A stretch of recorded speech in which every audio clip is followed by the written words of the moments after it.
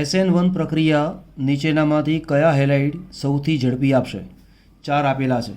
હવે SN1 પ્રક્રિયા ઝડપી ક્યારે થાય? કાર્બોકેટાયનની સ્થિરતા વધારે હોય તો. હવે CH3Clમાંથી આ બોન્ડ તમે તોડી નાખો એટલે શું મળે? CH3+.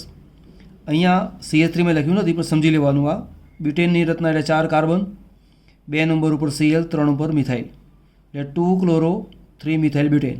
આમાંથી કાર્બોકેટાયન કયું મળે? આ મળે. તો આ કાર્બન સાથે બીજા 2 કાર્બન છે માટે દ્વિતીયક કાર્બોકેટાયન છે. અહીંયાથી આ Br તોડી નાખો તો પણ કોણ મળે? દ્વિતીયક કાર્બોકેટાયન. જ્યારે અહીંયા શું છે? 2 bromo 2 methyl propane, 2 bromo 2 methyl propane એનો કાર્બોકેટાયન આ મળે. આ કાર્બોકેટાયન કયો છે? તૃતીયક. તો કે તૃતીયક કાર્બોકેટાયનની સ્થિરતા સૌથી વધારે હોય, પરિણામે SN1 પ્રક્રિયા સૌથી સારી રીતે કોણ આપે? ડી. તો આપણો ઓપ્શન કોણ થયું? ડી.